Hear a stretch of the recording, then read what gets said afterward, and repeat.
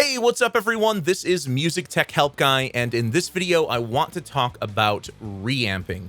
What is reamping, how it's used to streamline the production process when recording guitar, what you need to do it, and how to do it in Logic Pro. In a lot of ways, this video is kind of a more advanced follow-up to part 17 of my Logic Pro 11 Essentials course, where I explained that generally speaking, there are two ways to record guitar and bass in the studio. One, you can go DI and use an amp sim, or two, you can record with a real amp. But what if I told you there was a better way, in my opinion at least, to do this and use a little bit of both methods? This is where reamping comes into play. Reamping allows you to record your guitar DI. You can use amp sims for your initial DI recordings, and then you can comp and edit all of your guitar or bass takes, and then send that edited recording over to a real guitar or bass amp where you can spend some time dialing in the tone, mic it up, and record it.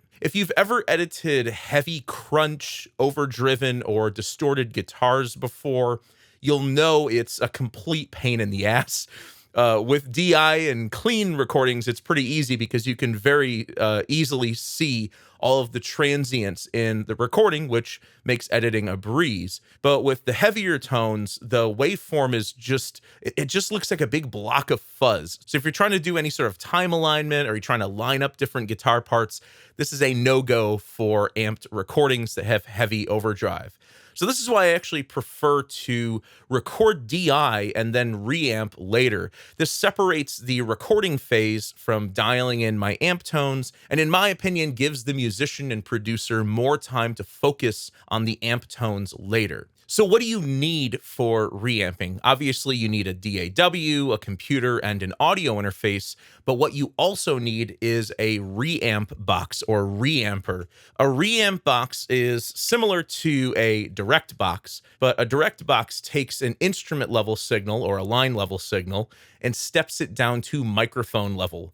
A reamp box takes a line level signal and steps it down to an instrument level signal so that you can feed that into an amp. You do not want to feed a line level signal directly into an amp without a reamp box. It's not going to sound good because line level signals are way too hot for guitar and bass amps. Reamp boxes typically have an XLR input, a 1/4 inch jack output to go to the amp, and the radial reamper that I'm using also has a ground lift switch if you hear any hum, and an output level trim control, which allows you to sort of gain stage the level going to your amp. We're reamping some heavy metal today, so I've got that thing turned all the way up. So that's reamping in a nutshell. Let me flip the camera around and show you my signal flow and setup in my home studio. First, I have an XLR cable going from output 5 on my audio interface to the reamp box. You can use any output you want, but just preferably not one that's being used for your speakers.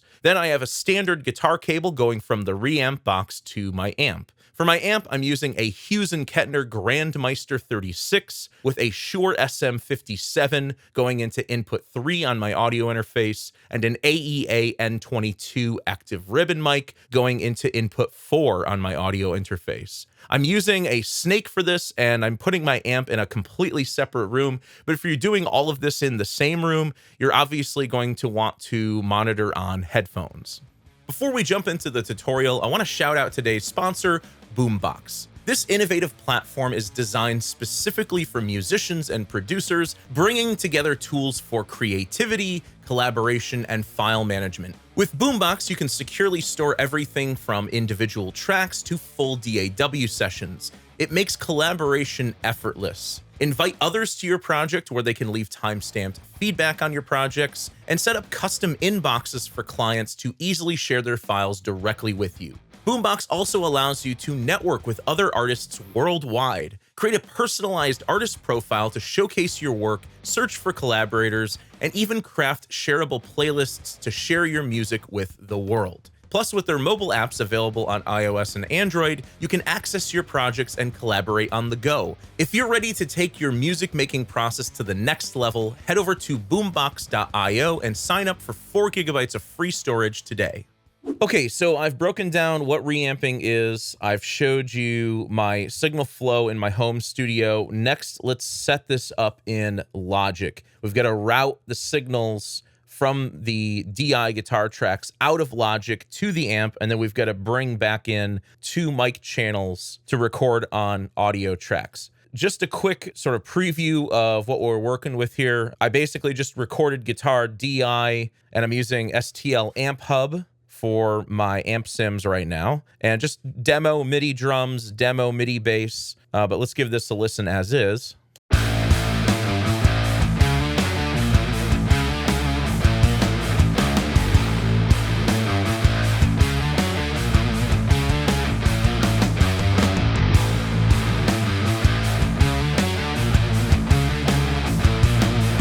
I love the definition and punch you get from amp sims, but I think it lacks some of like the body that I love about using real guitar amps. So what I think I'm going to do for this demonstration is I'm going to keep guitar left, just DI. I'm going to use it as is, and then I'm going to reamp the right guitar, and I'm going to replace the amp sim with the real amp and sort of give us the best of both worlds. You know, the left channel being an amp sim, the right channel being a real amp. Now, if you want to do this for both guitars, you can totally do that. If you think using a real amp is a pain in the ass, well, you can stick with amp sims. I've got no problem with it. So I'm just going to mute this one for now. And what we need to do is we need to send the signal from this channel out of Logic. But in order to prepare for that, we need to bypass any plugins that are on that channel. I'm going to set the pan back to center, although I don't think it's really going to matter. You also want to get rid of any really high latency plugins like Ozone or limiters, things like that.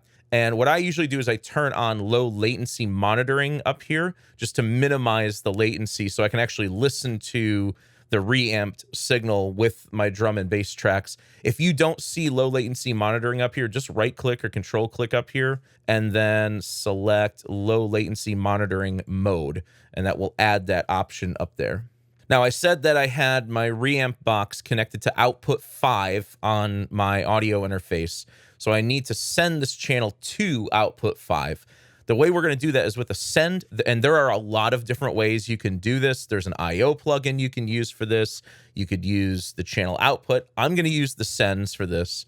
So I'm going to create a send, and I'm going to make this send go to a physical output. So I'm going to go to output mono, and then I'm going to choose output 5. So this is, again, where my reamp box is connected to, and then the reamp box is connected to the amp. What I can do at this point is I can just option click on that send, the send amount, and I like to load this up in pre-fader mode because then this allows me to pull the volume all the way down on the DI track, so I don't even hear the DI, but the signal is still going to output 5. And you'll see that output 5 is shown here as its own sort of output channel strip, a mono output channel strip. One thing you do want to check is make sure that this is not clipping.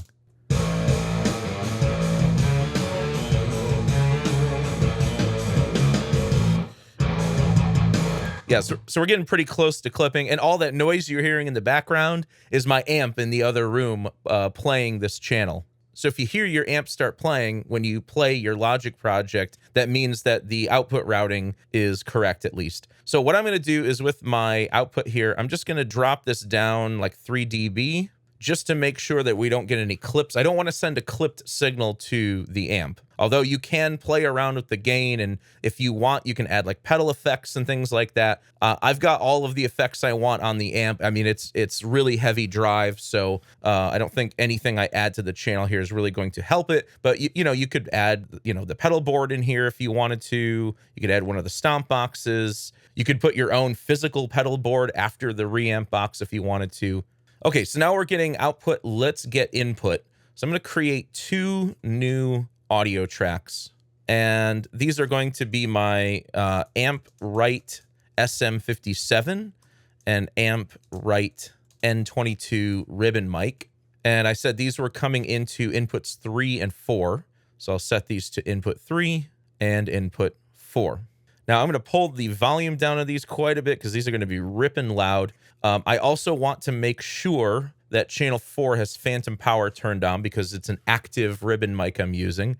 You want to dial in your gain to to taste, I've already dialed in my amp setting, like I said before, and I've already dialed in my mic gain. And now I should be able to just input monitor both of these tracks, hit play, and not only will we be sending audio over to the amp, we'll also be receiving a return signal from the microphones.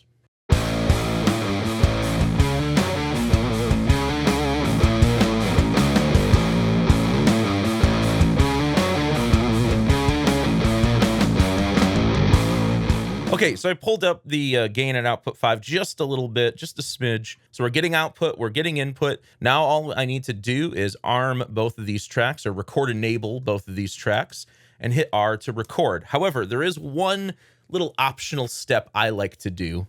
I like to find some sort of like a sound, just like a little click or pop type of sound. Nothing that needs to be musical or anything like that. Just something that's just going to give us a hard pop. And I'm going to use that hard pop as a sync point to make sure that my reamp signal is in alignment. Sometimes, even with low latency mode on, even with your buffer size at the lowest setting, because there's so much going on, you may end up with a little, a few sample or a few millisecond delay on the reamp tone. So what I like to do is I just take a little pop or click sound and I put it somewhere before where the song starts on the DI track that'll be recorded onto the amp tracks, and then I can use that as a reference point to line up my reamped guitars. So all I need to do at this point is just press R to record and just let the whole song play through.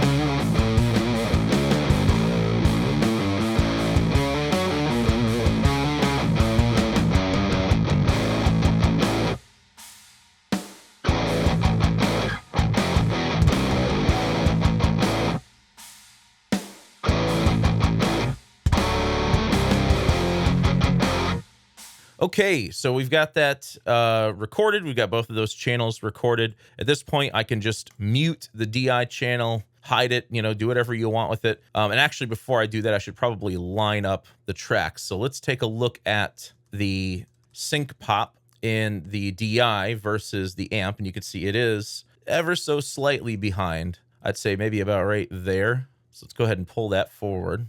It may not even be noticeable, but it's something I always do just to make sure that, the reamp tones are lined up. Because I usually edit the entire guitar part and I reamp the entire guitar part. So I don't have to copy and paste anything. It's just one flowing recording that's already been perfectly edited. Now, you could repeat this same process for your other rhythm guitar. You can repeat it for lead parts, whatever you want to do. Now, what I like to do is, because I have two mics that are in phase, they're not really meant to be panned left and right, although you can do that if you want. What I actually like to do is I just option click on these to set them to unity, maybe pull them down just a little bit, maybe 1 dB. And then what I do is I add these to a track stack. So I'll add them to a summing stack, and I'll just call this amp right. And then I sort of use this track as my right guitar track. So I can put this in stereo pan mode. I can pan this over to the right. I can add effects to it. I'm probably going to brighten it up a little bit. But before I get to that, let's go ahead and bypass the send on out 5. In fact, I can just delete this. Once you're done reamping, you don't really need it anymore. And you're free at this point to bring in any high latency plugins that you want. You're free to turn off low latency mode. Okay, so off screen, I made a few mix tweaks. I added some EQ to the reamped guitars just to kind of scoop out some of the low end, give it a little more top end presence. I've balanced the amp recordings against the DI amp sim. I've added ozone and my limiter back in. So I'm not going to play this whole thing, but I'll play a good chunk of it so you can get an idea of what it sounds like blending an amp sim with a real amp recording.